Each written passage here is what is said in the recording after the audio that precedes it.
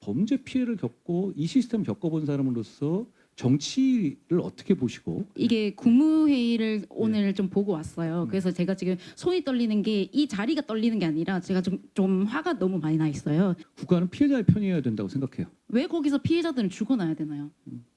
억울한 건 피해자들이에요. 피고인이 아니라고요. 피해자 먼저 챙겨야죠.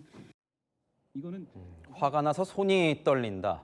보신 것처럼 검찰의 보안 수사로 그 사건의 전말이 밝혀진 부산 돌려차기 사건 피해자 김진주 씨도 국회를 찾았는데요. 내 사건을 보고도 이런 법을 통과시키냐면서 울분을 토해냈습니다. 왜 세금을 내고 열심히 사는 사람들은 보호하지 않고 그들을 보호하고 계속 감싸려고 하는지 죄를 짓지 않은 피해자는 잘 모르겠습니다.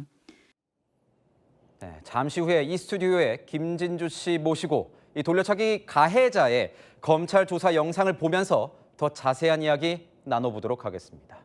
부산 돌려차기 사건의 피해자 김진주 씨를 스튜디오에 직접 모셨습니다. 저희가 신원이 노출이 돼서 2차 피해로 이어지는 걸 방지하기 위해 이분의 얼굴은 공개하지 않도록 하겠습니다. 안녕하십니까? 출연에 응해주셔서 감사합니다. 안녕하세요. 반갑습니다. 자, 오늘 국회에서 열린 이 보안 수사권 폐지 토론회에 참석을 하셨습니다. 다시 보기 힘드셨을 텐데 김진주 씨에게 범행을 저지른 가해자의 검찰 조사 당시 영상을 시청을 하셨던 걸로 저희가 알고 있습니다. 저희도 일부 준비를 해봤습니다. 같이 보고 이야기 이어가도록 하겠습니다. 범행 이후에 피의자는 부산 살인사건, 부산 강간신앙사건 등을 검색한 내역이 확인되는데 맞죠? 왜 검색하셨어요? 제 사건도 그렇지. 그렇게 알고 있는데 그런 사람들은 왜 그렇게 했을까? 피의 상태와 기억이 잘 안 하신다면서요? 네, 근데 뭐 어떤 거는 명백히 피해가 아니라고 하고 어떤 거는 기억이 안 난다고 그렇게 선택적으로 생각하시죠? 경찰에서는 뭐 술에 취해 기억이 안 난다더니 지금 보니까 저 검찰 조사에선 돌려차기 사건 당시의 장면을 기억하고 있던 정황이 새롭게 드러난 것 같습니다. 네, 맞습니다. 어떻습니까? 이 조사 본인이 아는 사실을 있는 그대로 설명하는 자리인 건데 그런데 가해자 같은 경우에는 검찰 조사에서 계속 경찰을 언급하고 있더라고요. 저희가 그 영상 또 준비해 봤거든요. 함께 보고 이야기 나눠보도록 하겠습니다. 선관위 내려있던 직도가 내려있다는 것도 선생님부터 제일 알았고 본인이 말하지도 않았는데 본인의 입장을 대변해서 수사기관의 경찰관이 본인의 입장을 대변해서 말을 해주셨다는 게 저는 너무 의아하거든요.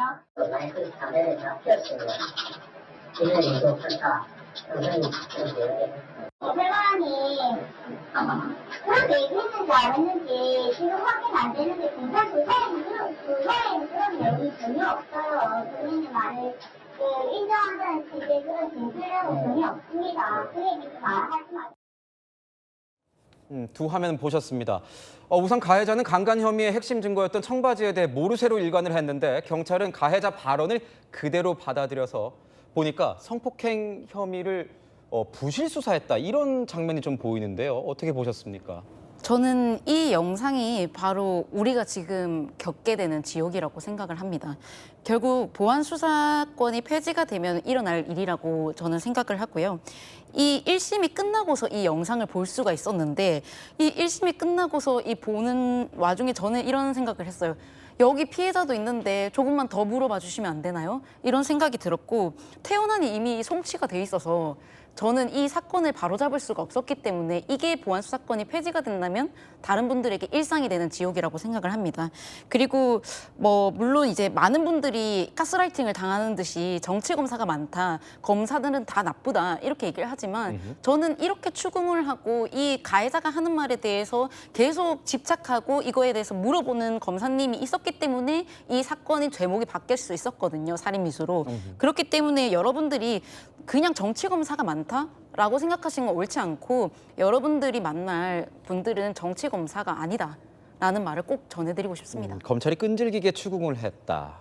맨 앞에서 본 영상에서도 보면 술에 취해서 기억이 안 난다고 했던 것 같아요, 경찰에서는. 그걸 받아들인 것 같은데 경찰이. 검찰 수사에서는 검찰 수사관이 계속 물어보고 추궁하고 그런 검색어를 본인이 검색을 해놓고서는 지금 왜 잡았대느냐 이렇게 얘기를 하면서 추궁을 하니까 아무 말을 못하는 장면이 있더라고요.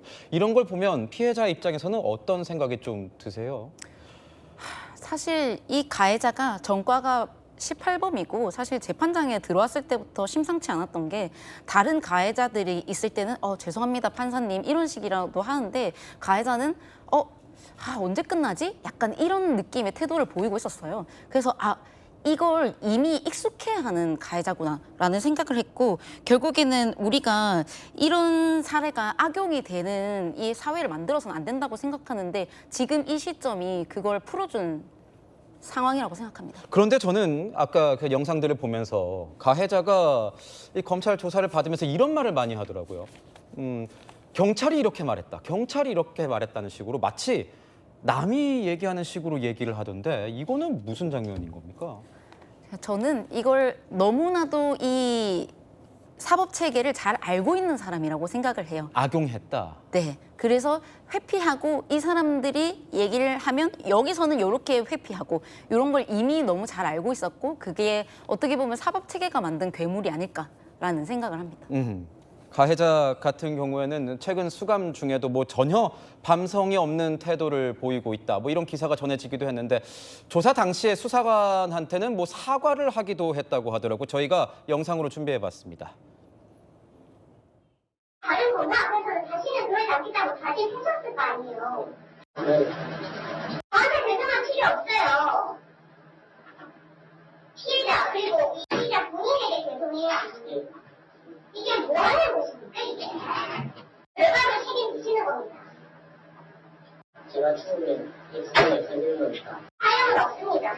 제가 사용 불능한다고 말씀드린 적 없습니다. 혹시 김진주 씨는 저게 어떤 장면인지 좀 아시나요?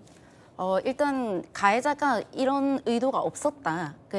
뭐 성범죄와 관련된 그리고 살인 미수와 관련돼서 이런 의도가 없었다라고 잡아떼는 상황이었는데도 불구하고 이 검사님은 이것에 대해서 바로 이렇게 인정하지 않고 근데 그때는 왜 그랬냐 이런 식으로 추궁을 하다 보니까 이런 뭐 계속 이제 기가 죽다 보니까 가해자가 검사님한테 제가 죄송합니다라고 했던 거고 거기서도 맞는 말을 하신 게 왜 저한테 죄송하다고 하냐 정치자한테 죄송해야지. 사실 이거 맞는 말이잖아요. 여러분들이 보실 검사님들은 이런 검사님들이라고 저는 생각을 해요. 그래서 저는 정말 운이 좋은 피해자였던 것 같습니다. 그런데 이 대목이 저는 좀 죽으면 책임이 사라지겠냐 오히려 이렇게 얘기를 하잖아요. 가해자가. 이거 듣다 보니까 좀 참 저도 말이 잘 안 나오던데 어떻게 들으셨습니까?